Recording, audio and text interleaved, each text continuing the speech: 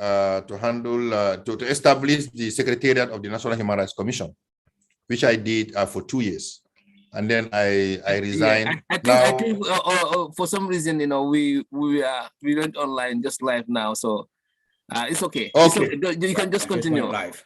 Yeah. It's a mistake. I usually it was already programmed, I guess. Okay, but go ahead, just to know that we are online. Yeah. So then I took a secondment from government to.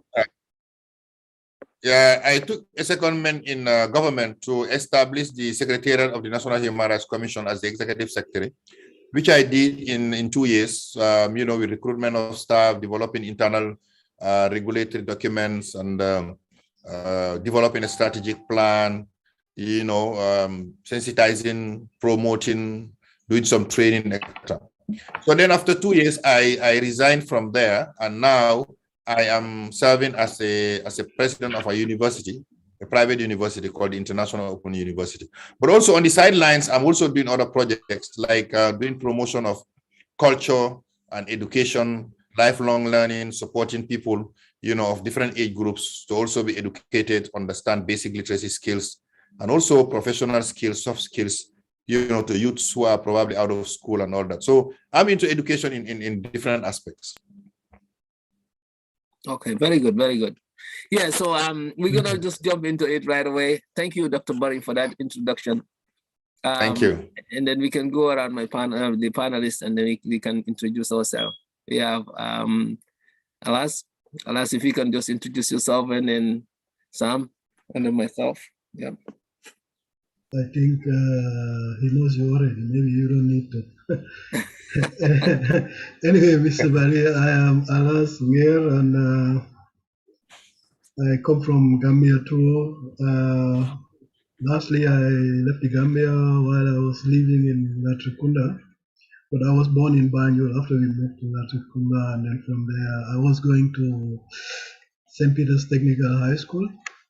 And we were the second batch, I think, those days. Yeah. Then after I taught in Suta, secondary tech, for 3 years. Yeah. I was also a teacher. I just came fresh from the school, 84. So we are all rats then. Yeah. So that was Jawara time. The salary, it's not enough. Oh, that was bad. Yeah, right.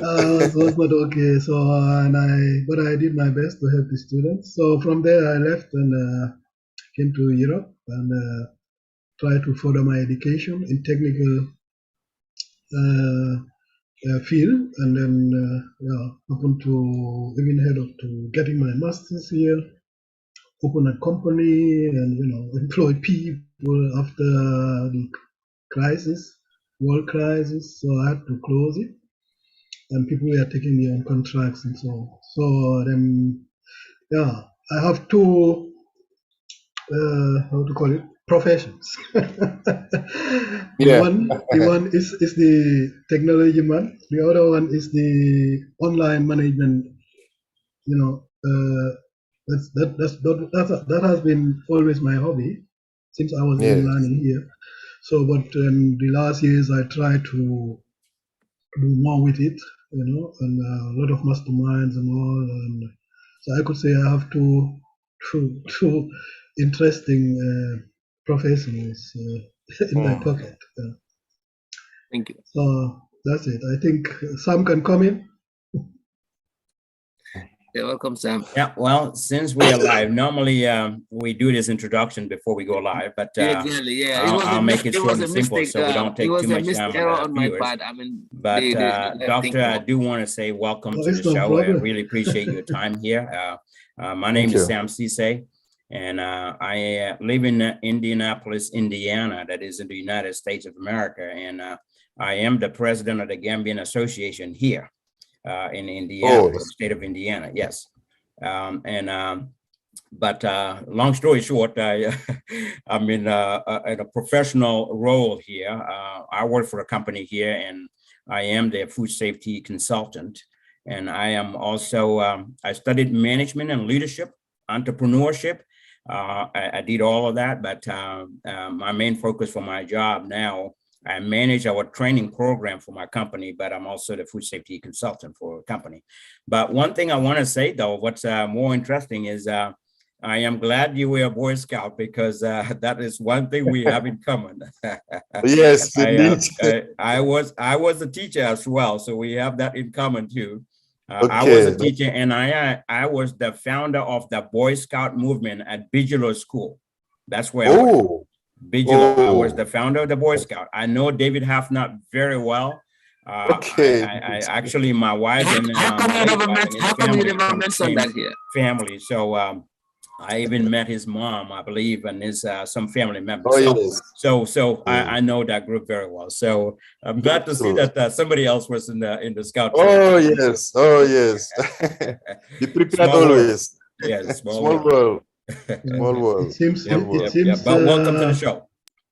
It seems we are all teachers, apart from Sawane. Apart from Sawane, yep. Yes. I haven't taught yet, but that's why I manage a training program for my company here, because the teaching background. Yep. That's good. It always pays off, you know. Yes, that always pays off.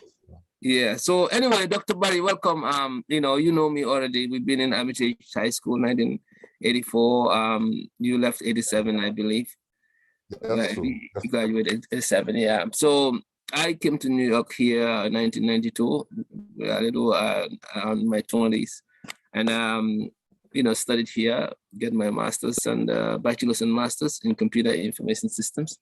I'm known for being a community organizer. That is one of my areas since 2000. I have created my own organization here called the Gambian Youth organization, which is a very vibrant organization. Last year, this COVID time, we supply over 2,000 families weekly for food supplies in New York City to fulfill the food insecurity in New York. And we also do a lot of training for children. We have a very vibrant soccer team across the US. And won a lot of competition against Senegalese and other countries. So the organization now is under the leadership of now it's in the leadership of the American generation, kids who were born here, and then we have our community center. So I'm also organize various events for African Day Parade, cultural events and so forth.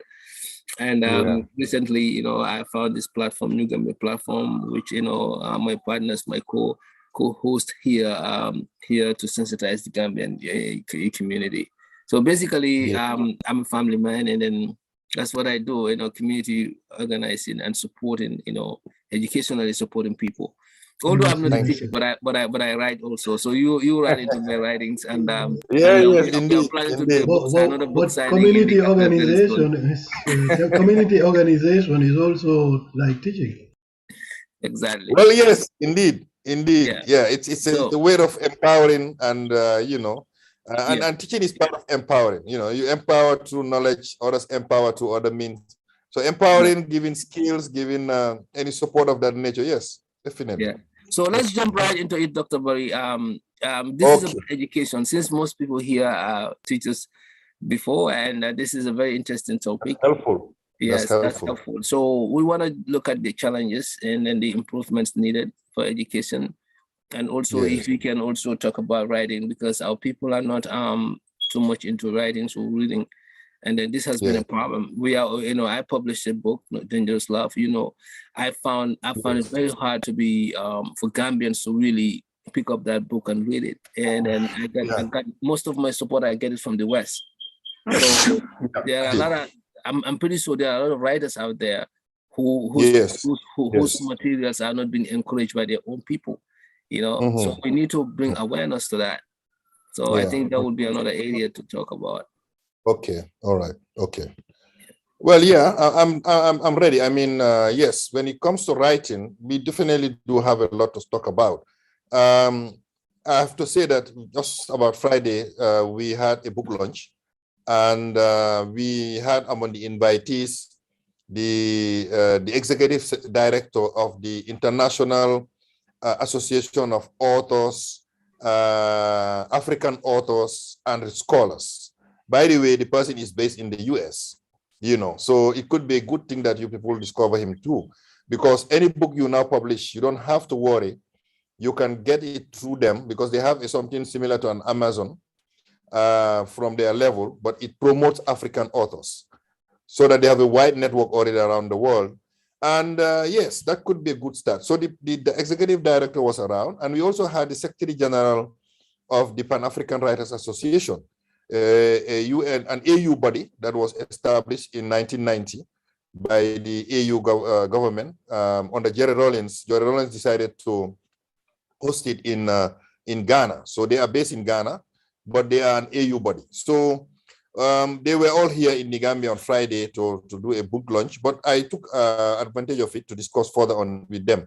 So what I'm driving at is, yes, we are now getting a good crop of young writers coming up, you know, in the Gambia and around Africa, and they are motivated. They have a voice. They want to say something. They think that there's a lot to say. What they would need now is being mentored, is being guided, so that the content of their work is of standard, you know, because unfortunately, most of those who are eager to write are finding it difficult to read. And, you know, if you are not a good reader, you can be a good writer. Yeah, that's unfortunately what people thought, that they can always go just straight, you go directly into writing, you know. But you need to read, you need to strengthen your linguistic, you know, baggage. And also what we call baggage, you know, both the vocabulary and the language must be very strong, you know, as a background. You can easily sail through your ideas, you know, develop them well, and then portray them, you know, so that people will not, it will be appealing to read to people. But if you cannot write well, you can write a book, you can have something, yes, it will be published, but it will not be appealing. People will not read it. Because when they read, they realize that after first 2-3 pages, it's too boring. The language is bad, you know, the plot is bad, the crafting of the language is bad, the story itself, the plot line is not well structured. So they will drop it. I mean, you will have many books in the pipeline, but you will have a name to yourself against a book. But there's going to be nothing to really showcase. We want people to write and then people to read their content and also to remember it. You know, Chinua Achebe succeeded because his book, The Things Fall Apart, was read and then it was well written and it meant something. It connected with people because it has something that is an element that connected with people. So this is what we are now doing. As an association here, we are trying now to help mentor some of these youths, guide them. Some of them are too eager to be mentored, but we're trying to tell them, look, over-enthusiasm is sometimes not good. It can work in some places, but in other places, it would need a little tampering, a little bit, with some wisdom, you know, a little bit of patience, so that eventually the work you produce will become your legacy. People will remember it. They'll be happy that you wrote it. You might not have wealth out of it, but at least people would always read it somewhere and be very happy that it was written by someone. So that is it. Excellent. So now that, you know, we talk about the writing part, what about education, which is the key of our topic today? That is your area of expertise. Gambian education system, we've seen how it changed during our time in Hermitage. Going to high school was really a hassle. I mean, I remember I was in Kerouan Primary School. I passed my common entrance there. We had about 45 students in class, and only 5 of us were successful to go to high school. So the bar was very well raised. I mean, you remember in Hermitage High School during the time of Pajuv, and you know Sanusi and all those you know great teachers from Sierra Leone and other places. I mean, you were there. You know we experienced the competition involved. You know, like everybody fighting to be on the first 5, first 10. You know, who is the brightest in school and so forth. Nowadays, you know, kids, they just don't have the bones. I mean, like you know, the system seems to be, you know, let you know, who do whatever you could and never put a value on education. And when some of these students write from high school, you'll be like, are you serious? I mean, have they even been to high school or college? Yeah, so something has gone wrong with our education system.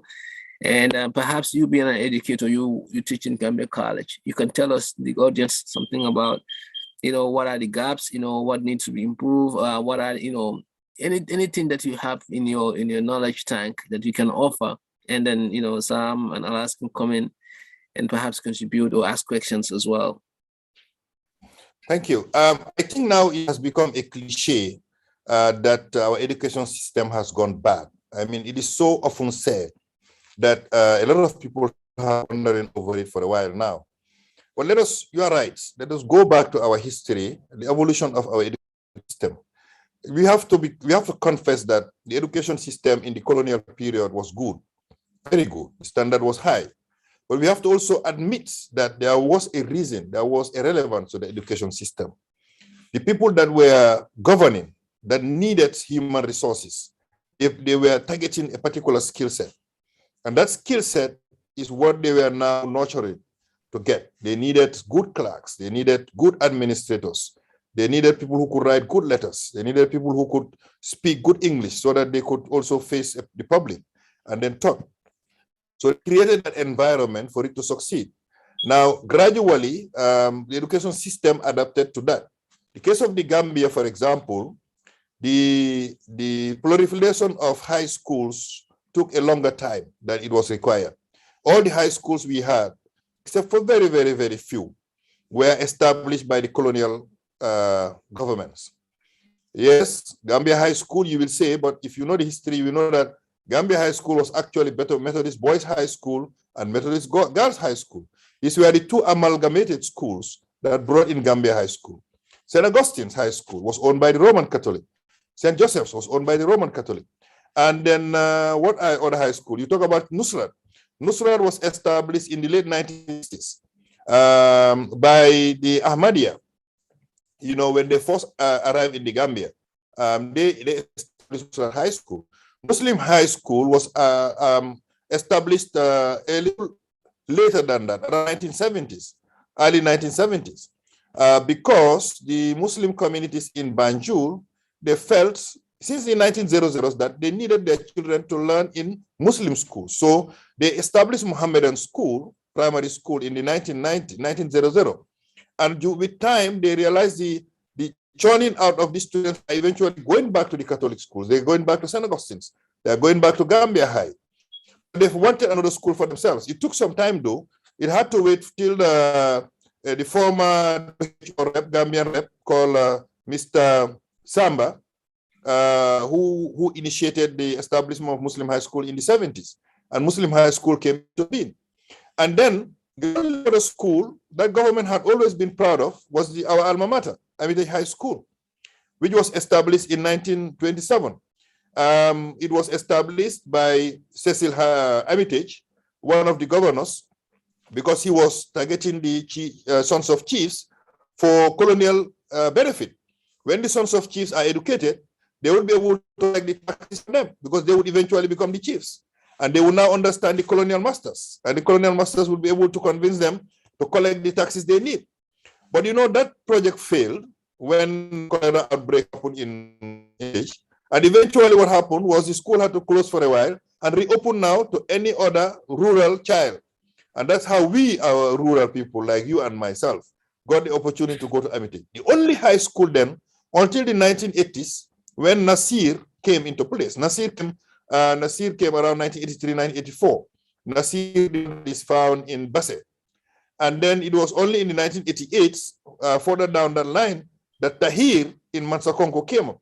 So the education system then was, because of the number of high schools, was very competitive.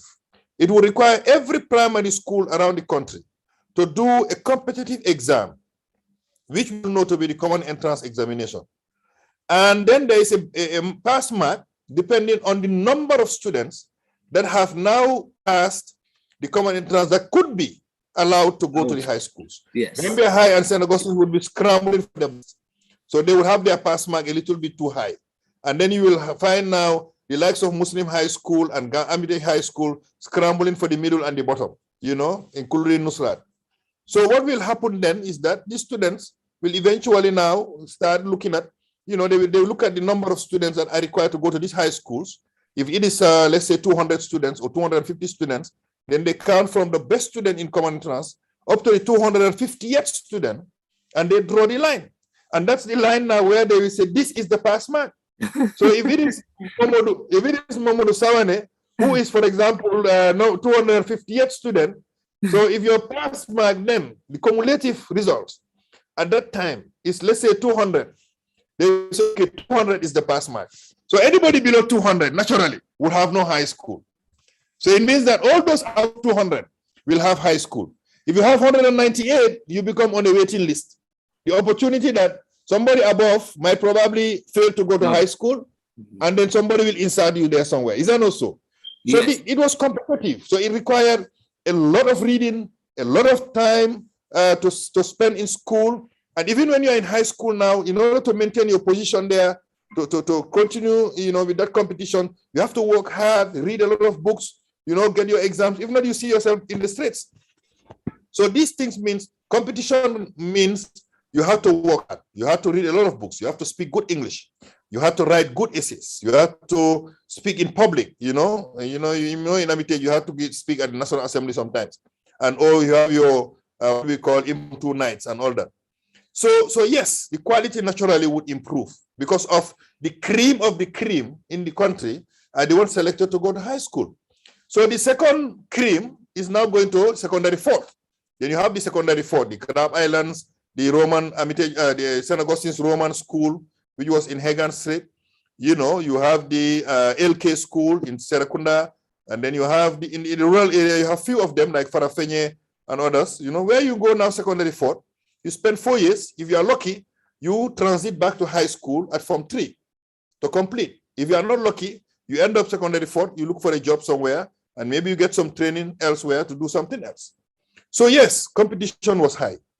But in the 1990s, the World Bank felt the number of children in the developing countries are not getting education. Because of that system, and because the large number of population growing, a lot of children now are dropping out, probably at primary 6, and they are no more getting opportunities to go beyond that. And these dropouts are probably ending up doing other things or even ending up doing crime. And it's not helping the economy of these countries because of the small nature of number of students going to high school. So what they did now is they insisted on a new policy, what we call education for all. They brought in the education for all system, and they enforced, in 1988, they enforced the 6332 system, meaning that you do 6 years of lower basic school, and then 3 years of upper basic school, 3 years of secondary school, and 2 years of upper secondary school. Unfortunately, after 2 years of testing the 2 year, they dropped it. So it became 633. The 1995 policy only recommended a 633. It left out the latest 2. So it means that you do 6 years of lower basic, 3 years of upper basic, which we will call now a basic cycle, a 9-year basic cycle education, and then you do 3 years in secondary school, then you are now directly eligible for university. Unfortunately, if you compute all of that, it's just 12 years, while when we were going to high school, even though it was 11 years, but you also have to go to sixth form to have about 13 years of education to go to university. So you see, there was, unfortunately, if you compare them, there is a lapse, there's a problem. Now, the problem number one, you now move everybody from primary 1 directly to primary 9. I call it primary 9, now they call it grade 1 to grade 9. What is it like primary 1 to primary 9, right? So you go up to primary 9 before you are tested. And the test now is saying you go for secondary school. Because of the education for all, and many, many high schools starting out everywhere now, or secondary schools now, so your access to secondary school is so easy. So the benchmark now has been lowered far below because of the number of people accessing. So naturally, somebody probably, where you should have 200 to be in high school, now if you get 75, you are in secondary school. So now the standard has lowered. You get to secondary school, you only spend 3 years, unfortunately. If you had spent probably 5 years, maybe you would have strengthened your background better. But you now spend only 3 years. And then now they say you have finished grade 12, you have done WAS exam, you are now eligible to go to university. Yes, that is where the problem lies. Unfortunately, when the access was spread across this country, when they built too many primary schools, too many secondary schools to allow everybody access, they forgot one thing. They did not parallel it with quality teachers, content materials, and then also the proper environment to allow the children to learn effectively. No libraries, so they cannot access books. No possible internet, maybe they couldn't access electronic documents. So what happens? Now they have many schools. When you get to a school, it's empty. You don't have the qualified teachers. You don't have enough material to read. You cannot read books. And then what else? So you go to a class, you sit down, you are taught probably by somebody not very qualified, who doesn't even understand maybe mastery of their own areas of specialization. And then you end up going home, probably half empty, because the other half has not been there. So we produce quantity, we have forgotten quality. So when you get to grade 12, you get to university, you get probably good grades, but you get to university, you cannot read, you cannot write, and you cannot speak properly. That's it. So you see, this is the challenge. I'll stop there for briefly to allow our panelists to say something. Yeah, thank you very much, Mr. Bari. I think you explained it all. So, Mr. Sawane, you stop your phone. Mr. Sawane. Oh, sorry. Yeah. Okay, Yeah. Can hear okay. You. Yeah, Alison Sam. Yeah, you want to comment for any question or comments? This is a very good breakdown. Yeah, I just wanted to comment maybe to what Mr. Barry just said. I mean, just to summarize it, that we don't have that quality anymore, like the time we were going to school. And Mr. Barry, I mean, again, I was expecting all the time that you mentioned from the high schools here, St. Peter's High School.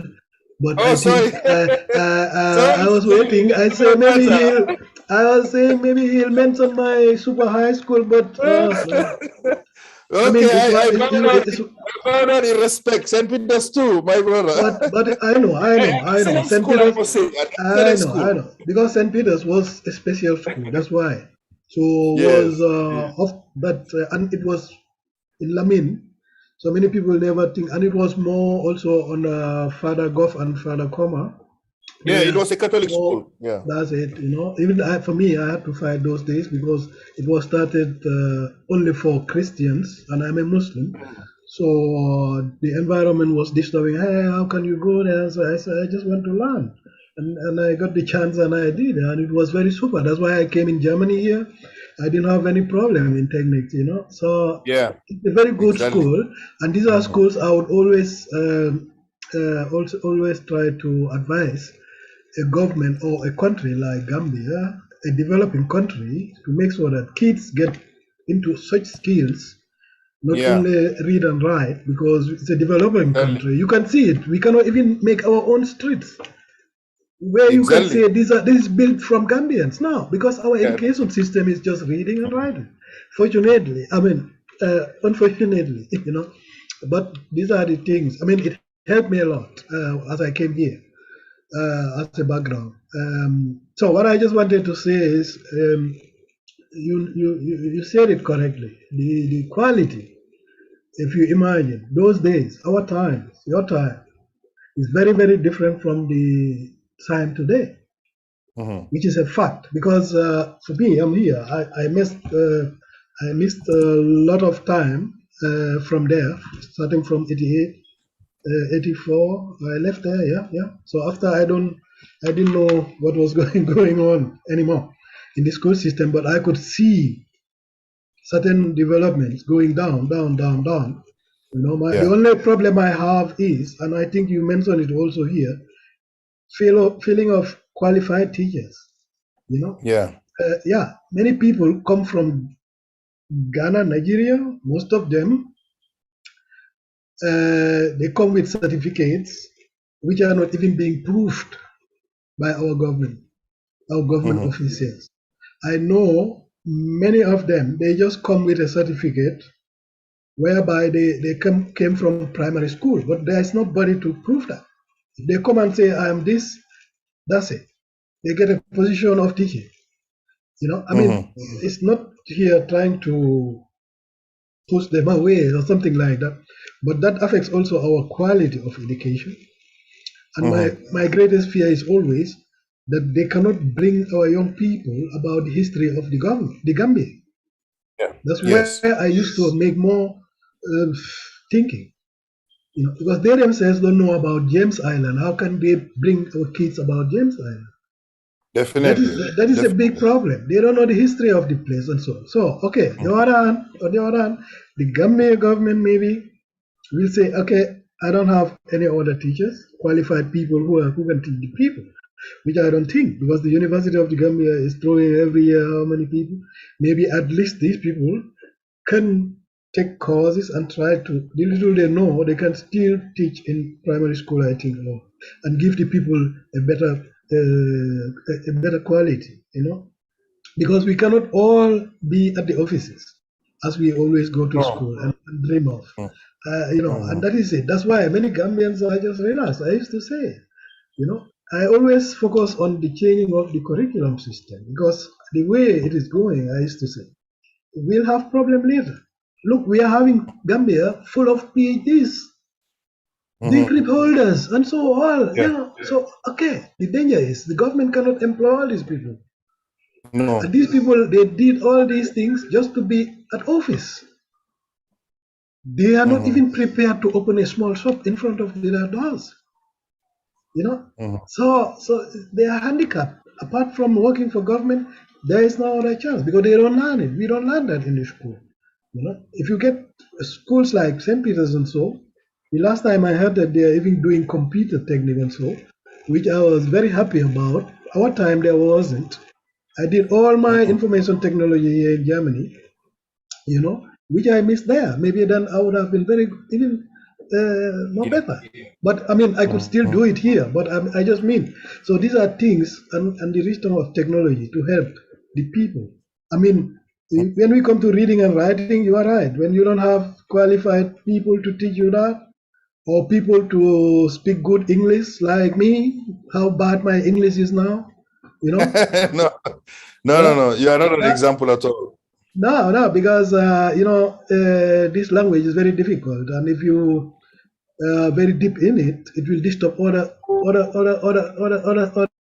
languages, which I knew later, after certain years, that I was very even good in Mandinka, but it's gone because I don't speak it. I only concentrated on this language, and it's a very complicated and difficult language, and I speak it better than my mother tongue.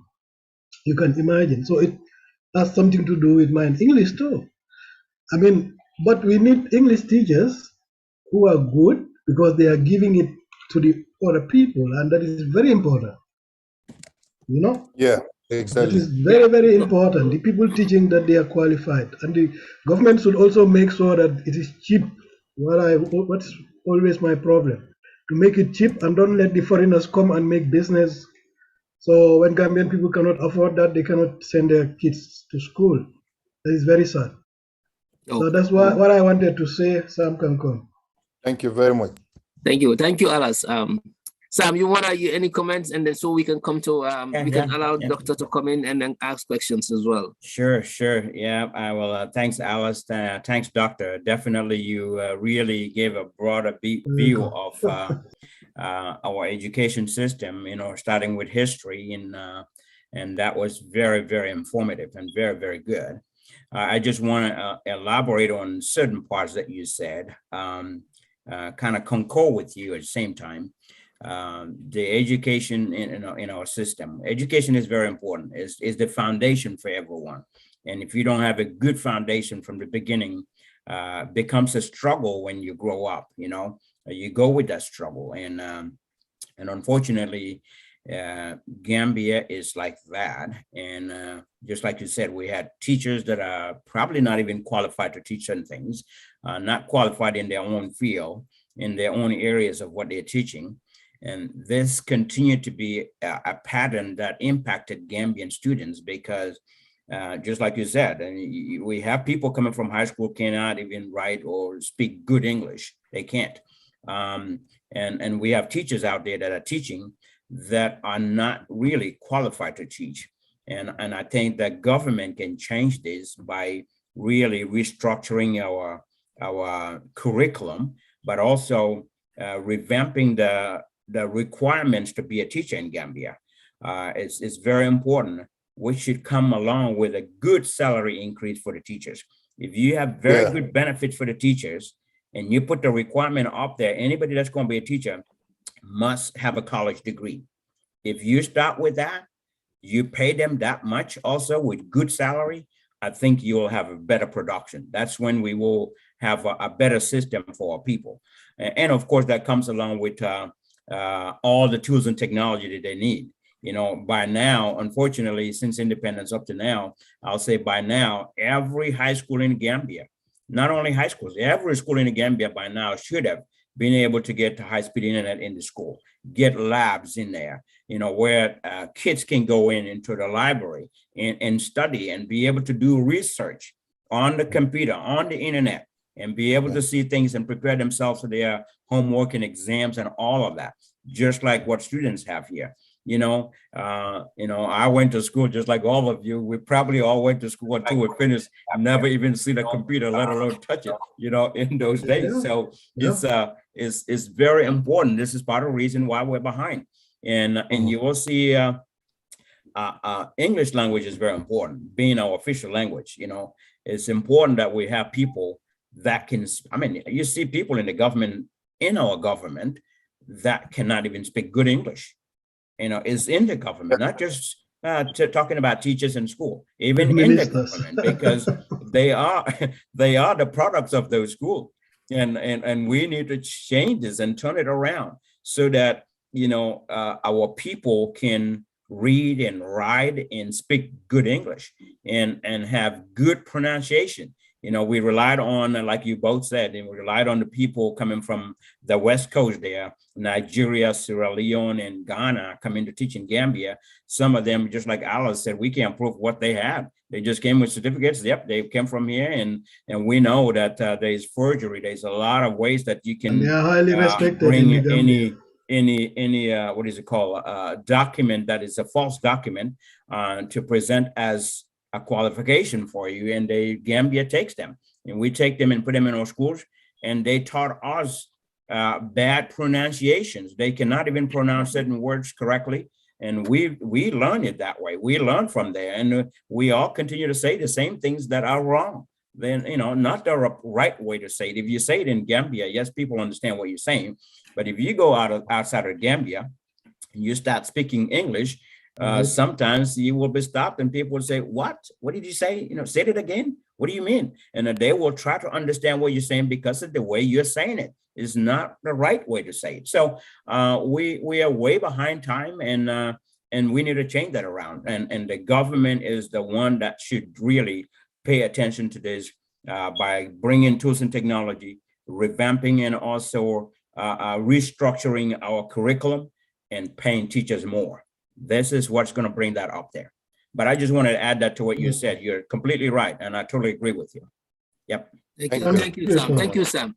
So I'm gonna we're gonna switch this little bit, Doctor, into question session, because we want to have more engagement in this area, because since you are an expertise in education. So Sam mentioned something. I mean, I don't know if you agree with this, like this qualification, teachers come in, some of them, and Alice also mentioned it, they probably are not having the right certificate. They might come with forged ones to something. But don't you think that the people that comes, you know, from Sierra Leone and Liberia, I mean Sierra Leone, Ghana, and so, as we witnessed during the 80s, right?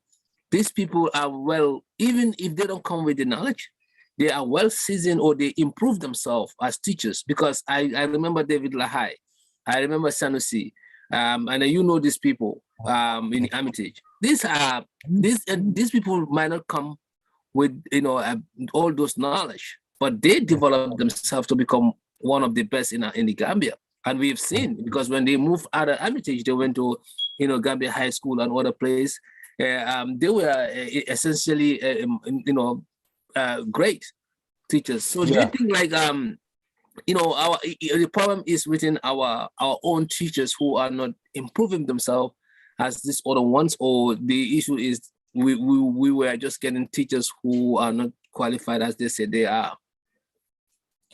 Okay, so there are two elements to the issue of unqualified teachers. Let's begin from the other aspect, the non-Gambians. Yes, there was a need at some point because of the lack of non-Gambian qualified teachers to really source for qualified teachers from our neighboring countries. So this is why we had a lot of Nigerian teachers, a lot of Ghanaian teachers, a lot of Liberian teachers, a lot of Sierra Leonean teachers, and settling in the Gambia, because the program that they are teaching is similar to the one that they are teaching in their schools. Is the West African Examination Council syllabus. So it was easy for them to readapt in the country and then teach. So naturally, yes, they became the first ones to rely on. And also because, they have advanced institutions. Most of them have got universities before and colleges, and they have a lot of graduates churned out. And then probably to some extent, some of these people needed somewhere more stable, because there's been a lot of instability in the sub-region too. And some of them needed a more stable place to settle in. And Gambia became really the only first option at the time. So yes, they came, and then ideally they would show their certificates. Okay, they might not have had professional teacher training, but because they had content knowledge, they would come on the ground, they would teach, and then for those lucky ones, they would learn very fast how to teach, and then the methods and all that. For those who are probably, they are doing it as a springboard strategy, they would teach a little bit, then look for better opportunities around, because the teaching allows them some little source of income to settle. Now, there are those really who came with false certificates. Before you came to Armitage, we had one incident in my Form 2 in 1982, where we had this Samba Diouf. Actually, he was called Samba Diouf. He claimed he had a certificate in French from Senegal, but apparently he didn't even have a certificate. But because he was able to forge it, he brought it, and then he was teaching us French. But this guy, instead of teaching us French, my friend, he was doing karate and beating all of us up every day, So because the quality was not there. No, there is no content. He doesn't know even how to teach. So anytime he comes to the class, he would just provoke, the children. We were very, sometimes some of us, we are reactionary. So when the teacher comes and you want to listen, and then, you have the Yabate boys who will just spot. And then he will jump on and he will do karate. I'm telling you, he will not only beat the steak cane or something, he will just shout like a Chinese and then just jump on you and kick in you like hell. So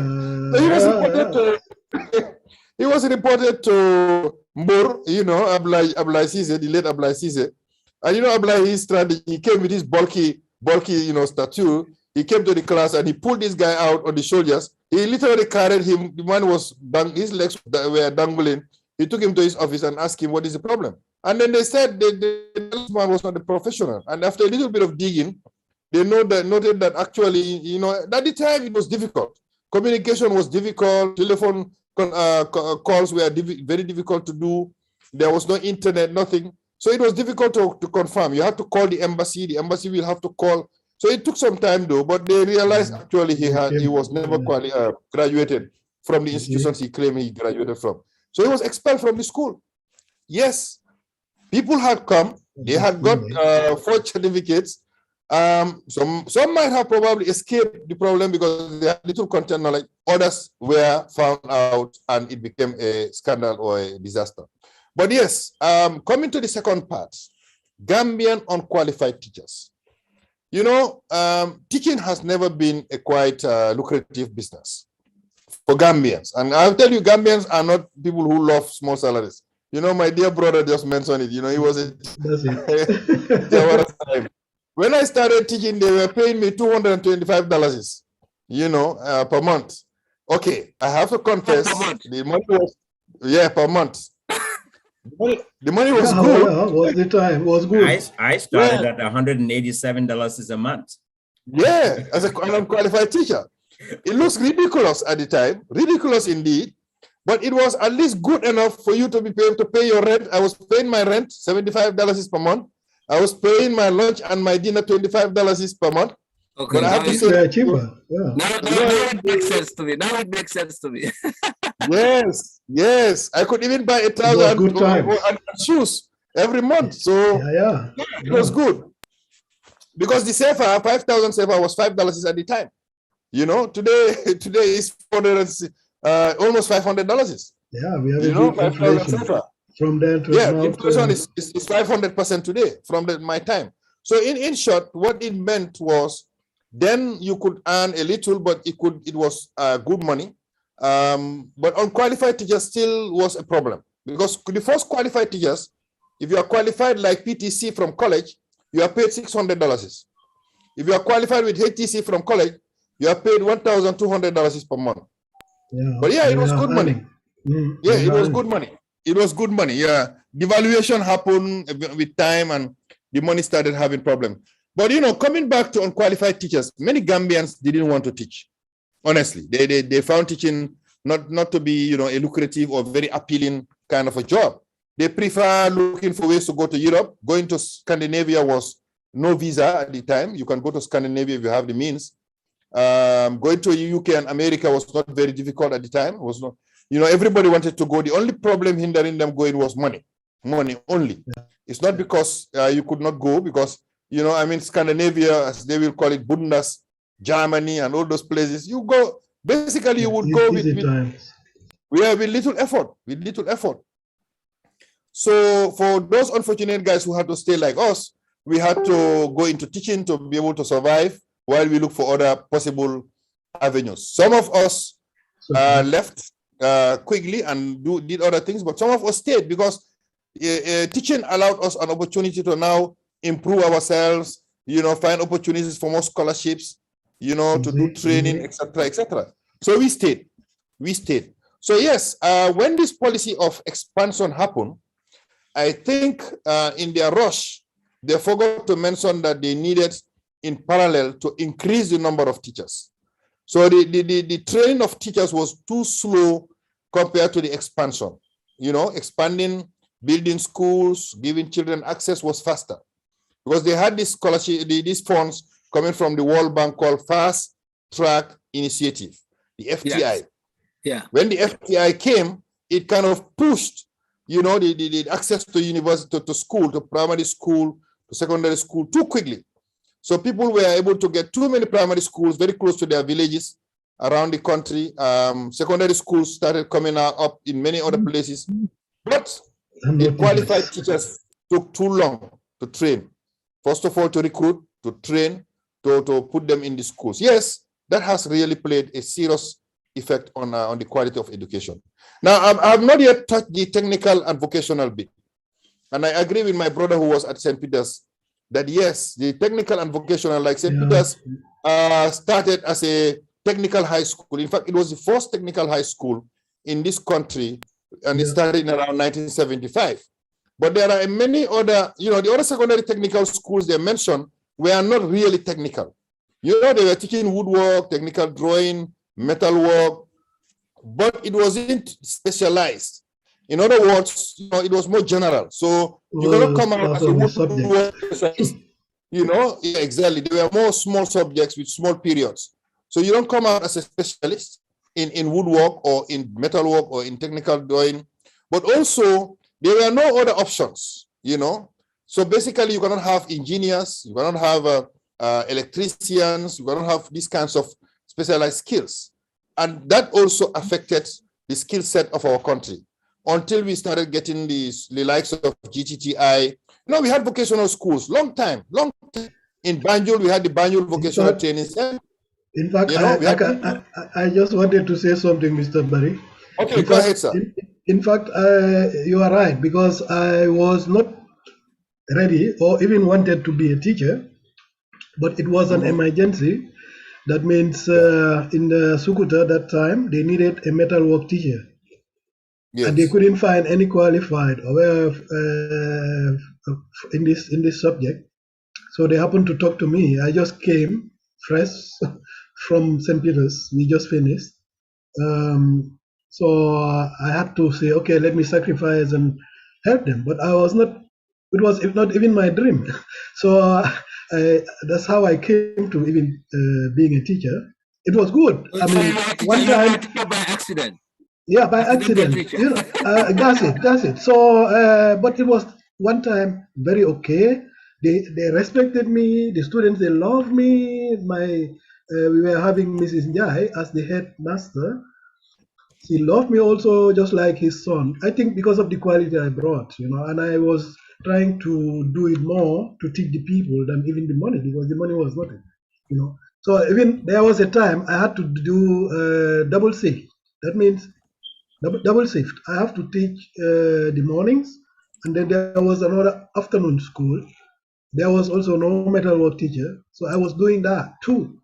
I mean, I was having these two salaries, but that's the effort I could give, my sacrifice also.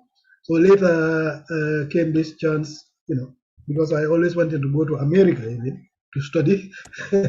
So another way opens up. I say, okay, people, I'm going. It was very sad. It was very difficult also, even to explain that to my students. But that's the case. That's true. The schools were there, and there were no qualified people to teach. That's how I came to be also an accidental teacher or president, you can call it. Okay. Yes. Thank you, Alice. Yeah.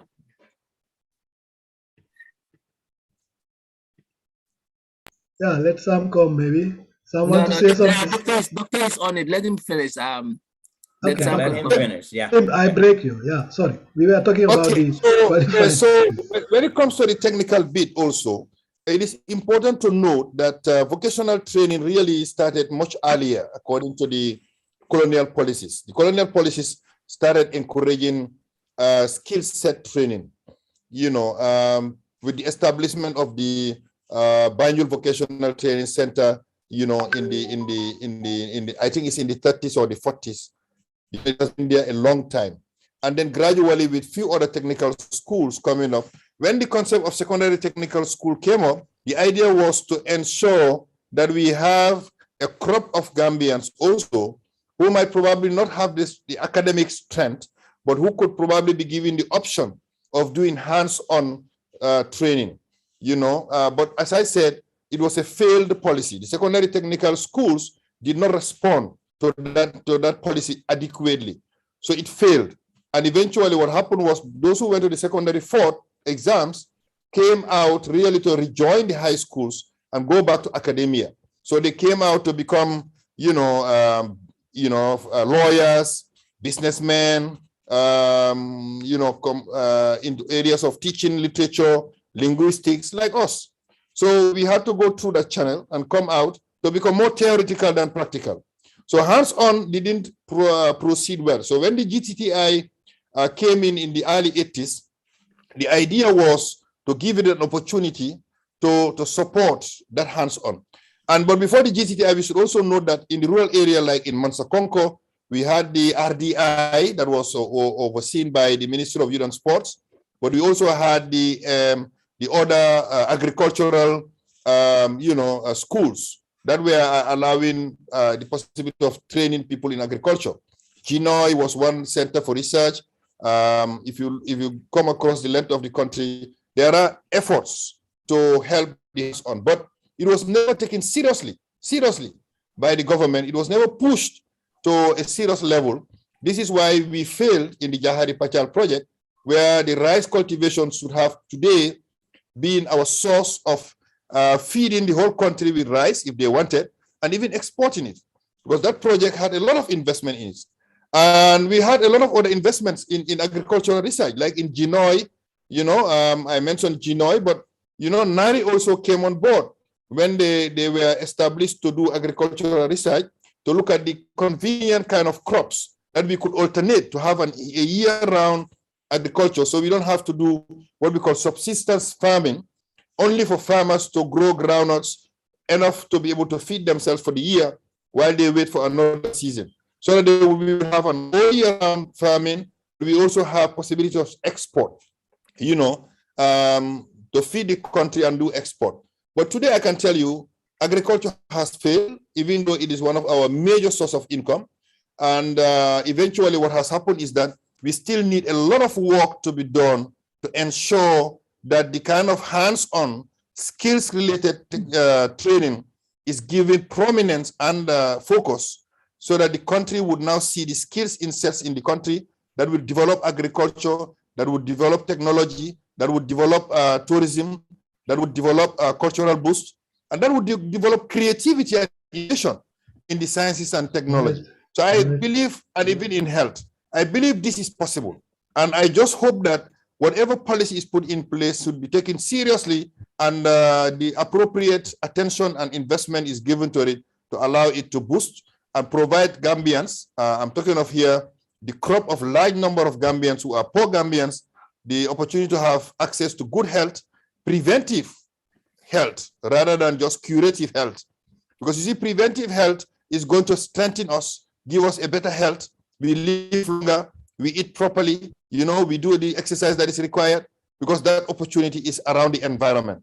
Rather than having to be sick and they say, okay, now what should we do with the sick? We have a good hospital, well equipped. No, we don't want treatment only. We want to be prevented from getting sick, so that the treatment will not come too early.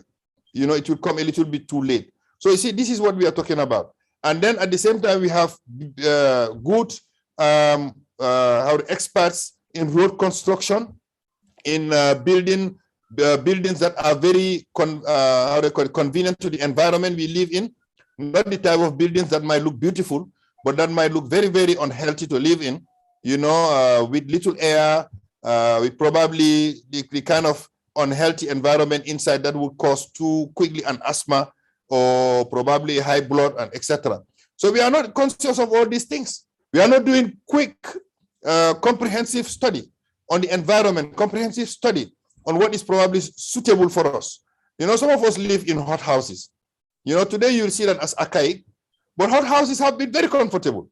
You have a very good kind of airflow inside. The kind of mud house that are there is conducive to the environment. So when you are inside, it's hot outside, you get into a very cool room. Study on what is probably suitable for us. Some of us live in hot houses. Today you see that as archaic, but hot houses have been very comfortable. That's right. Have a very good kind of airflow inside. We're having an echo. Hot houses have been very comfortable. There's repeating somewhere. Inside. It's probably from my side. Let me check. No, it's okay. It's okay. All right. Okay. So as I was saying, sorry. Do you have anything on that may be echoing, that may be repeating? No, not from my side here. Not from my side. No, it was on my end. Sorry about that, guys. Okay. So I was saying that, these are the kinds of things we do research on. When you're talking about environmental research, we're talking about research that suits the environment, that suits how we will live. How do we adapt to the context of our hot environment? What type of food we need to eat to live longer, or to live healthier? What type of exercises that are required? Do we have the conducive parks to have a little bit of a walk from time to time, or do we have a walking path somewhere around close to the road, which is not we cannot endanger our lives, so that we can take a little bit of walk, maybe from half a kilometer walk sometimes and back. So, or you can even do a little bit of a trot or a run. The only thing is the beaches, but the beaches don't exist in summer. The beaches don't exist in Farafenni, don't exist in Basse. So what I'm saying is, we need to have a holistic approach to what we want to do with education, to ensure it becomes a relevant type of education in the context in which we are, so that it will serve the purpose for which the people need, both in economy, socio-cultural way of living, political way of living, and all the other related areas. So that's why I will also break for a while in case there are questions. Okay, thank you. Sam and Alice, do you guys have questions that we need to ask? Because the education sector is very vast, and then there are a lot of things that we can ask Dr. to kind of like bring light to it. Yeah, some can comment, especially about Jahali Pasha. That's my project. Yeah, Sam's project. You think? I know, even though I don't want to take away from what we're doing here today and what we're talking about, but I made a video about Jahal Pachal, and I talked about it. And prior to video, every year for the last 3 years, I've been talking about Jahal Pachal. So really, anyway, when you said it, that's why I was like this too. So, you know, so, but I think going back to education. So doctor, what do you think we need to do from here moving forward? How can we change things around? That's my question for education. Yeah, that's a very, very good question. First of all, we need to revisit our policies. As a permanent secretary who has served the Ministry of Higher Education briefly, when I arrived there, I realized that there were two policies going on. I realized there was a policy for the Ministry of Basic and Secondary Education, and there was a policy for the Ministry of Higher Education. And when I looked at the two policies, I realized they don't interrelate well. There is no continuity. And I felt education is one holistic approach in a country. You cannot have two separate policies that might probably be implemented separately, that might probably not speak to each other, not harmonize with each other, respond to what we call the holistic needs in education. That is number one.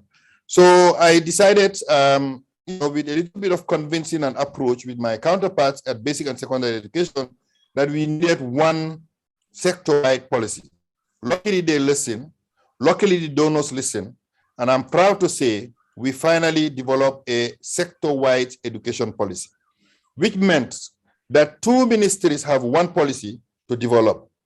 In that same policy, now they understand how education can move from the grade ECD in early childhood development towards how they call it, university. That is very important. That is the first thing to do. But then I also said, let's look at holistically what is our challenge. We have to look at our context. We have to look at the relevance. The first problem is that is everybody accounted for in our education system? Because the education system is not only the person who has entered ECD or education, who now goes to grade, finish grade 6 and then go to grade 9 and then go to 12 and then go to university. There are a host of others. There are a host of others who might not have been accounted for. Okay, we have madrasa schools today. These madrasa schools, most of the graduates, their programs are not aligned with the policies of education. Yes, there is a support going to them. There is a recognition of the madrasa as part of the educational infrastructure, but is their program harmonized with the needed content or with what is expected of their graduates to be serving the nation fully, effectively for the development of this country? That was a question that needed to be responded to. The third question, how about all those who, for some reason or the other, could not complete grade 9 or could not complete grade 6, could not arrive at grade 12 and got stuck, could not go further? Do we have enough answers for those people? Do we have somewhere to integrate them, to put them back, to see where they could fit? That was also another issue. And I thought maybe we needed that one also responded to. And then what about those who are in the daras, who are following probably a system of education that are not very conventional, as they will call it, that are not very structured, as they would call it? And how about their faiths? How about if these people finish their dara, if they have finished their Quran education? How are they going to be fit within the society? A society where education is becoming a fundamental right for every child. And then after all that now, where do we want to lead education to? What are the aspirations? Have we done enough study to look at our human development index in this country?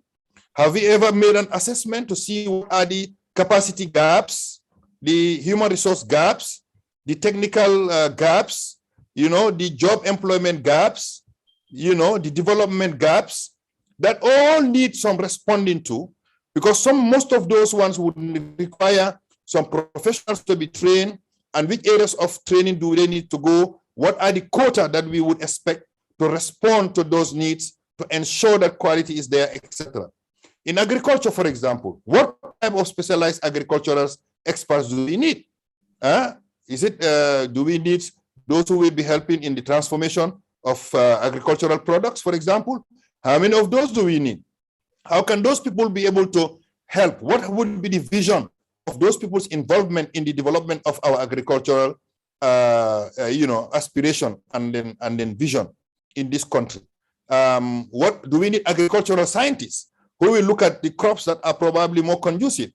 We need agricultural engineers who will help us in the irrigation, in the all year round irrigation, going, from Jahali, Pachar, Pakaliban, all those places, etc. How do we respond to all these things? What about health? What are our priorities in health, in primary health care? Do we need community health workers and eventually community health nurses? Do we need senior, nurses, etc., etc.? And how would these people fit within the whole structure of the health needs in this country? So I'm just giving samples here, but all these samples can be diversified. Have we done enough study to determine the Human Development Index? That was my question. Probably not. If we do not, we need to make that study. We need to know clearly, if we have a national blueprint, what amount of technical, professional, academic, scientists, etc., people, human resources we need there to push the development of the country. Have we got a clear blueprint as to how we want to see the Gambia in 15 years, in 20 years? What type of Gambia do we need? So once we are clear about our future, our vision, then we will be clear to break that down now to how do we reach there. We break it further down to all the sectors and areas and specialized areas. We break that down to both the technical, the scientific, and the academic. And then eventually we will now say, okay, you know what? This is the amount we need. If we need, for example, 100,000 nurses, we know we cannot train 100,000 nurses in 1 year. Can we plan to train these 100,000 nurses in the next 2 or 3 or 4 or 5 or 6 years to reach to that target, etc.? So, yes. Yeah, in principle, this is what I was talking about. Yeah. Yeah, Doctor, just a little introduction there. You are talking about, this kind of putting this kind of vision and then research and knowing how many people we need in this area and this area. As Gambians, we're very good at coming with ideas. The problem that we have is implementation phase. When it comes to that, that's where things falls in between the cracks.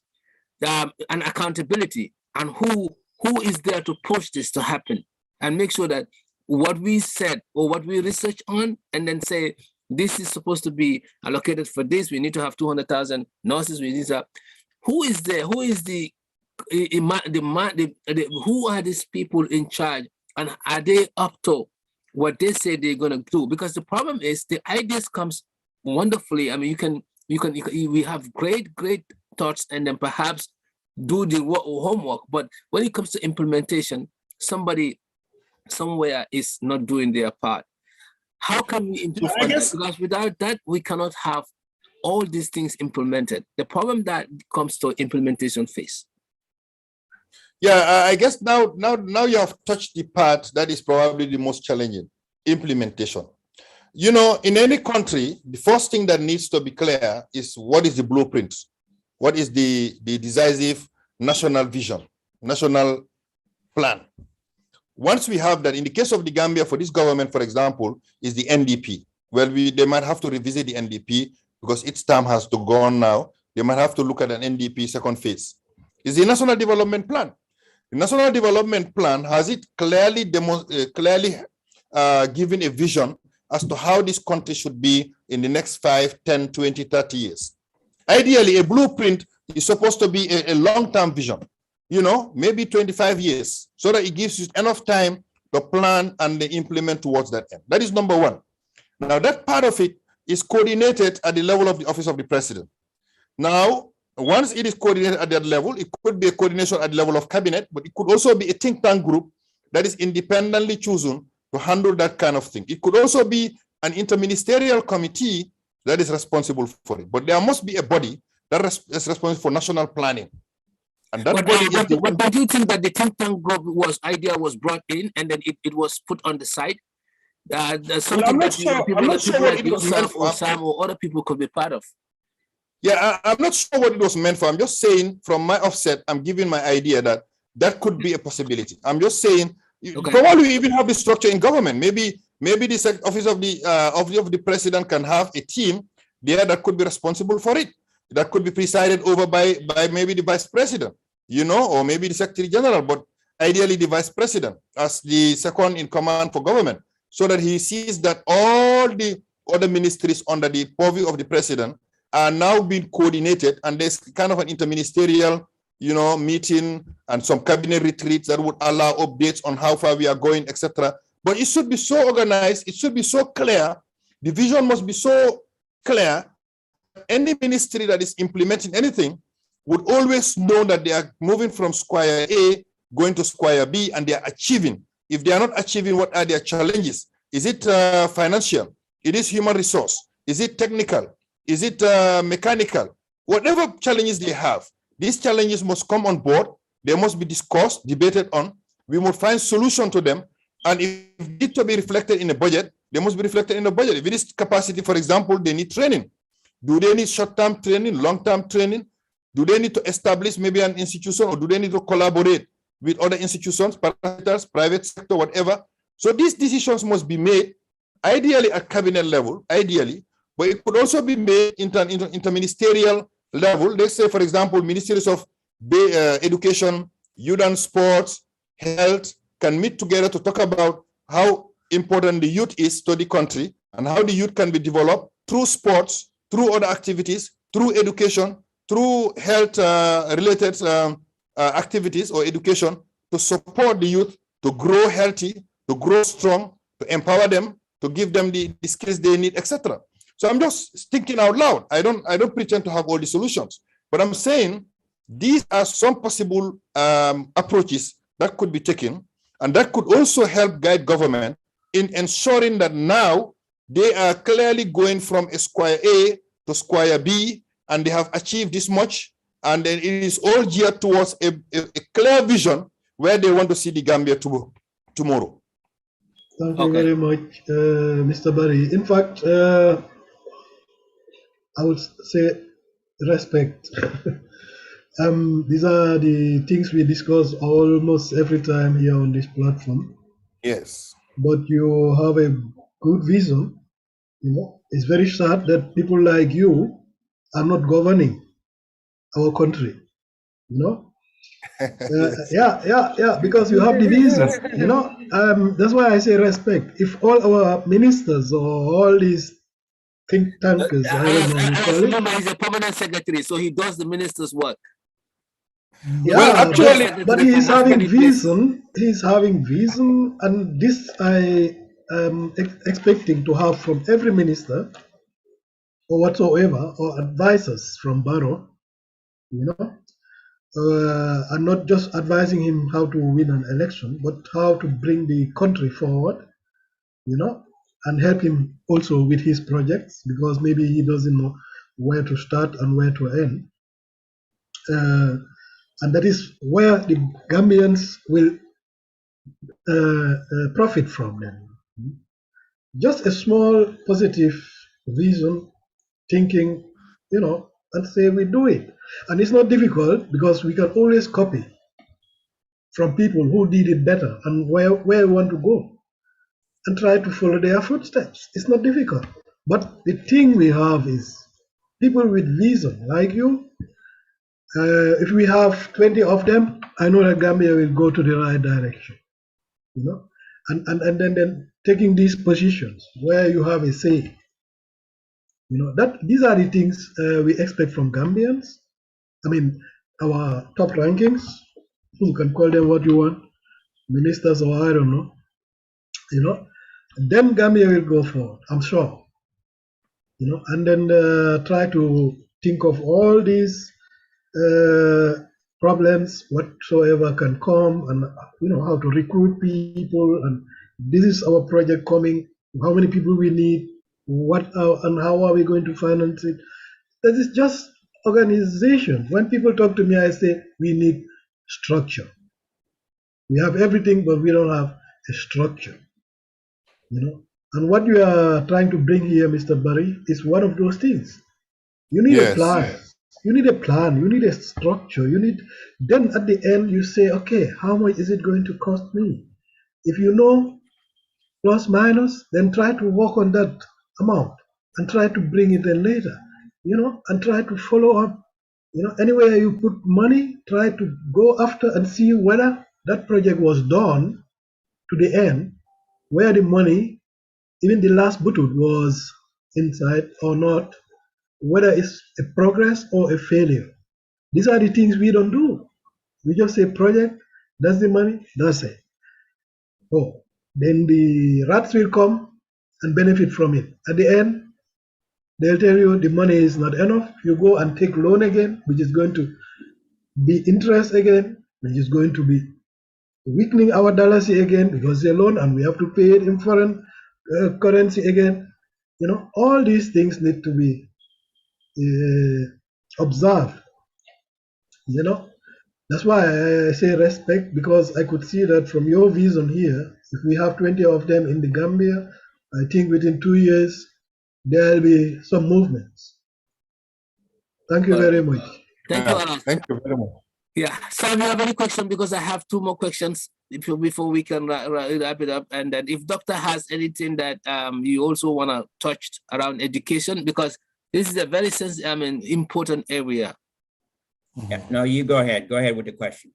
Okay, so the question I have is that, as you know, Doctor, two questions. Yes. One is, and you can answer them together. Our country lacks skilled workers, right? Most everybody want to put on a tie and a suit. If you don't do that, you are not probably working. We have this kind of sense of pride that if I'm a garbage collector or somebody sees me sweeping on the street, they would think, what is someone doing? Is he I'll be so proud for my, like if I'm a boy, my girlfriend to see me doing that or someone else, So this notion of pride, I'm not going to go and then do something that is not kind of like an elite kind of work, maybe taking this to university, put on a suit and a tie, and so forth.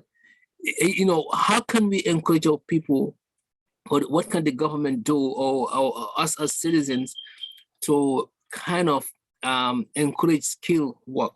Because skill work contribute to a lot of development in the country. We have seen that here, trust me, in the US,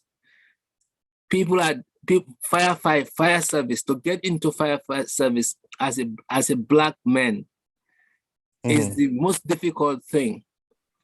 And then fire service is a skill work. It's a physical work.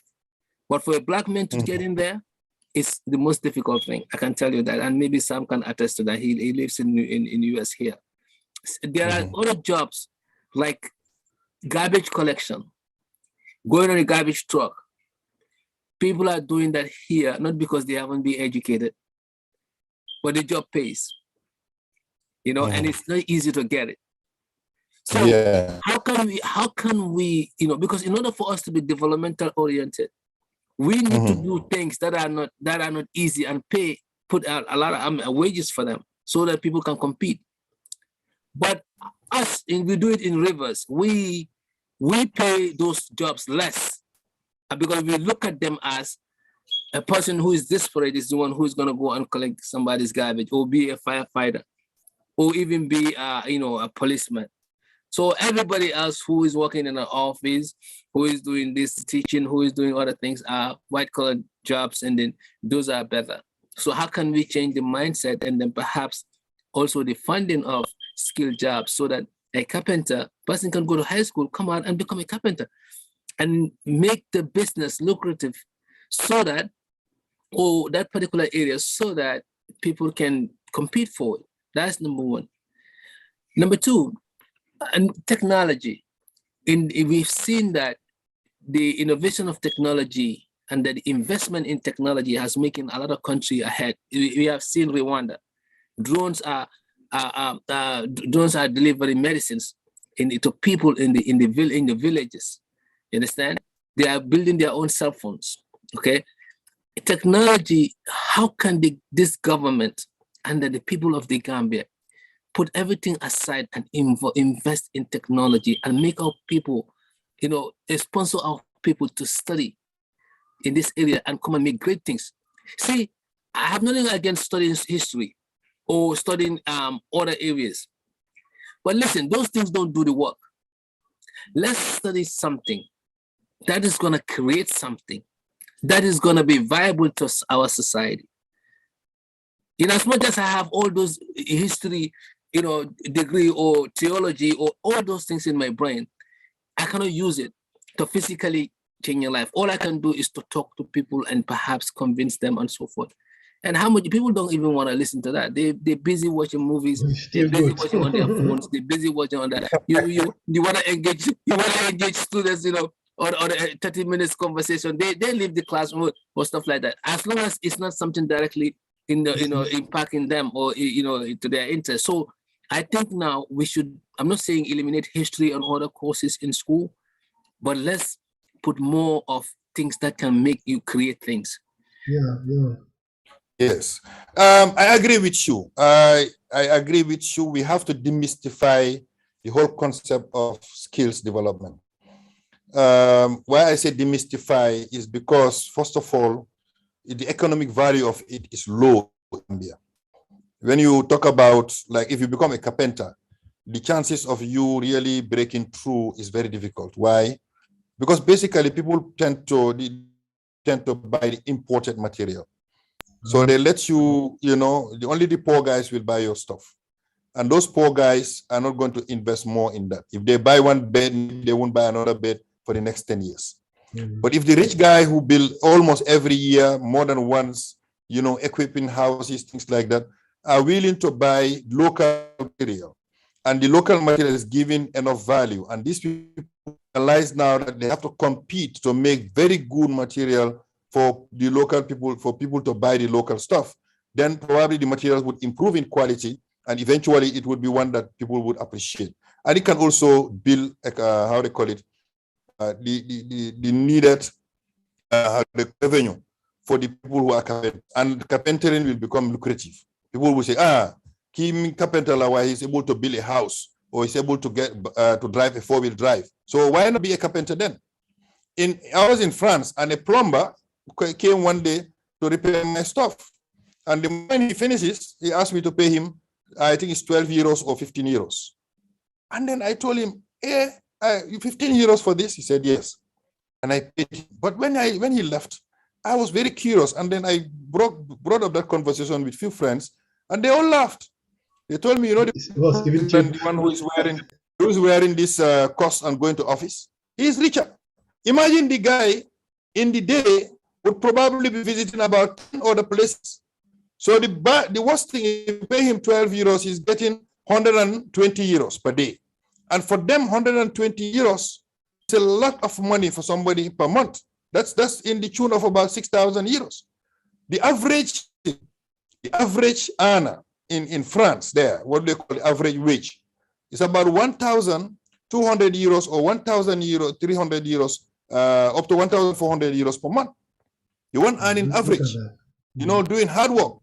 So that means the guy is going doing hands-on in a company or things like that.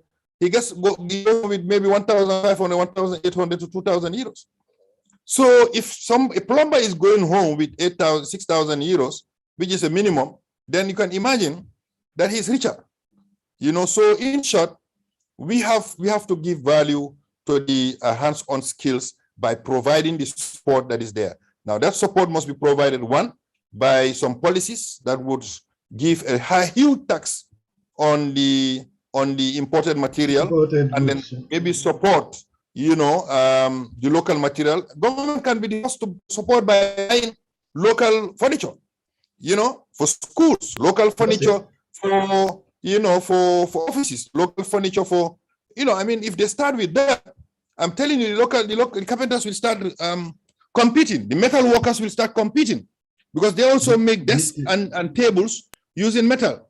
The electricians. The Swiss did that. The Swiss did that.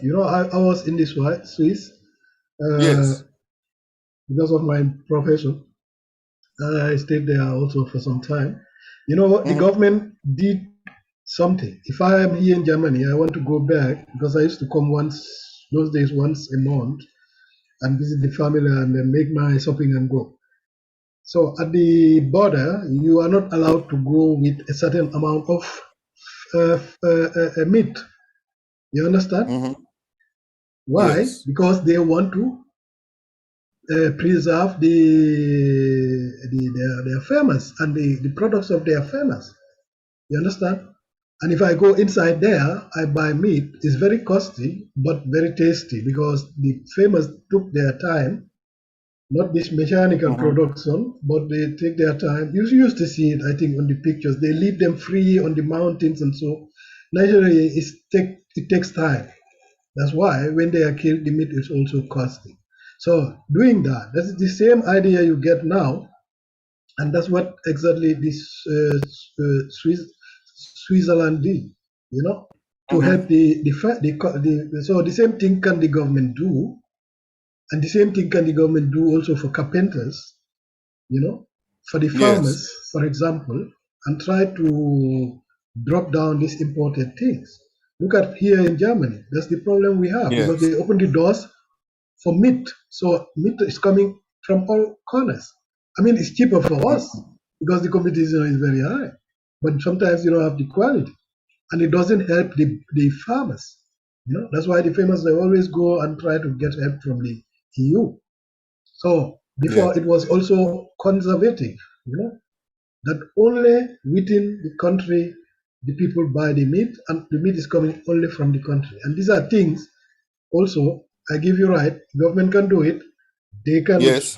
stop completely anything about woodwork coming inside, or they put a very high tax. So when people need, they go to the local man and then pay. So everybody will benefit from it. And these are the things we have to do. I think we even discussed it for our last session about these important things. So sorry for breaking you down. I just wanted to say that before we go forward. Yeah, you can carry on. Okay, all right. Thank you very much indeed. Thank you indeed. You are right. Where's Modu Sawane? I wanted to take excuse because I have guests from US and Nigeria here. They wanted to see me, and I told them that I would be having this you will be busy, maybe for an hour or two, and then he's busy again. I think he just went. Sam, do you have anything to comment on this? Yeah. We can wrap this up, especially if he has an appointment and wanted to see some people. We definitely can wrap it up. But the only thing I will add to this is, what Doctor was saying. These are some of the things that I have a platform called Solutions for Gambia. It's a WhatsApp forum, and we just recently went to Facebook this year, but it's been a WhatsApp forum since 2018. And the only thing we talk about is solutions for Gambia. What is the solution for each thing each problem or issue we talk about? And what you just said is very important. And I totally agree with you. There are certain things that the government need to lead by example. They need to take the lead and lead by example. If we want to see that development, and not only development, but also encourage our people to produce for our own country. Very, very important. So, Doctor, I just want to thank you for your time. Really, thank you very much for your time. This has been a very interesting topic and discussion here, and I'm sure our viewers really will benefit from this and will really cheer for you for sure. Thank you. Thank you, Doctor. Thank you. Alice, final word. Yeah, thank you very much, Mr. Barry. I mean, the final word is all the same. We need 20 of you in the Gambia to push the Gambia forward.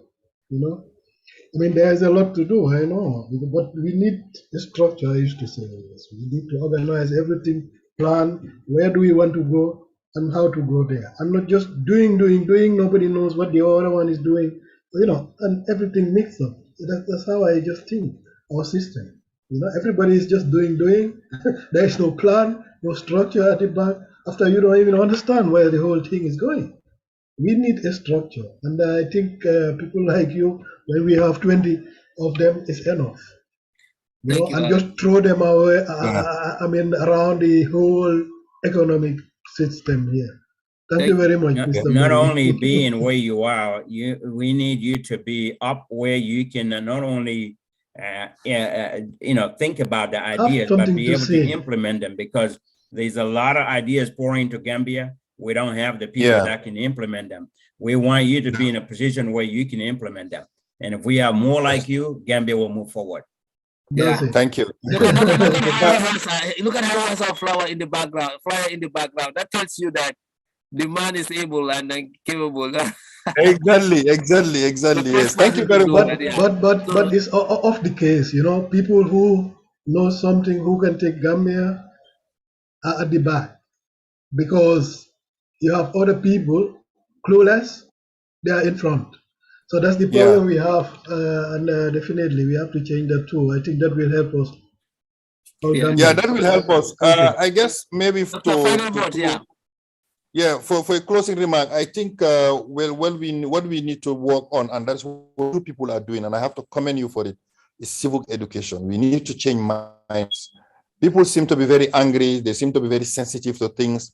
They seem to be, even if you make ideas like we are doing today, you know, genuine ideas, serious ideas, you change them out, they are distorted and they are misinterpreted, they are misunderstood. Some people will probably think that you are looking for a job, or some people will think that you don't like this person's doing their job. You know, I think we personalize issues. Yeah, they don't like most of the case. I used to say that we Gambians are allergic to truth. Exactly. And you people who have been in the West, I'm sure you know that, you know, people who are thinking, they have to debate their ideas. They have to debate their ideas so extensively. At some point, it could even be like as if they are aggressive to each other when they are not really, because each of them is trying to defend vehemently their position. But this is what will now eventually bring out clearly a clarity to what we intend to do. Because if you do not defend ideas, if you do not voice out ideas, if anything you say is misinterpreted as being this or being that, eventually, or negatively seen, eventually what happens is people will be quiet. You mean, I mean, if I say something that is supposed to be positive, that is supposed to be pushed for people to think, that is supposed to be debated, that's supposed to be implemented, and then you attack me every time, I'll be quiet because I want my peace too. Yeah. Instead of pushing you, exactly, your legs will be pulled down. This is known for That's Africa. right. So very sorry, but that's the picture. Yeah, I go my corner. If I have something else to do here, I do it. Otherwise, I move out of the country. I go somewhere else. Where when I talk about certain ideas, people will at least listen. They don't have to agree. They will have to listen and they disagree with me, but at least open a debate. We have a kind of a disagreeable debate, but a disagreeable without being disagreeable to each other, without insulting each other, without pulling down each other. And then at the end of the day, say, okay, yeah, your idea was bright, but I think it could have been done this way. You know, your idea was nice, but it could have been. All discussion. So that is what I'm talking about. That is what we call think tank. Think tank means let's all flock together, look at the solution to a problem, think about it, debate about it, argue about it until we clearly see the right solution. And then we think that that is the best solution to implement this. Looking at all the angles, financial, technical. That's what is taking these people forward. That's what's taking. That is what we call positive thinking. You know, but you know, as Mr. Sawane said, and these are the problems we have. I mean, it's a mentality. These are the problems we have. Now, if you go to Gambia, you want to take the garbages, and so people will laugh at you if you don't mind. You don't even have a girlfriend. Why? Because of our mentality. So I think this came also far from the colonial days also, you know? Yes. Because the important people were people like Sardauda, who were near to the white people, the colonial masters. And that's the time they used to wear these suits with 45 degrees sweating. You know, they were very important. You know? So this picture, and that's what many Gambians see also. You have to wear a suit, a clerk, you are important. And our school system came also like that. You have to speak good English language, you have to write good English language, you are somebody. So this is a mentality thing. We have to change it. Change it. Gambia is having a lot of intelligent people. Look, yes, indeed. We are having masters in a lot of difficult subjects. And they're Gambians. They are here in Europe. They are doing wonders. But for other people, you know. So, but let me just complete here. I know that Mr. Barry. Yes, yeah, because he has to go. But let's just finalize it and then yeah. Thank you. So, but this is interesting, and I'm hoping Mr. Sawane will invite me again, at least to be part of the panel to discuss some other issues. Yeah. You're welcome. You're welcome. Every time. Absolutely. Definitely. Thank you so much, Doctor, for coming, and thank you, Alas. Yeah, Sam, thank you. This was a very important debate, and then we can see it on the show, on the response. Yeah. Yes. Doctor, you can share it with your audience, and thank you for coming. I mean, this was very good. Thank you very much. Thank you for your time, Mr. Barry. Sam. All right. Have a wonderful day, all of you. Yeah. Thank you for joining.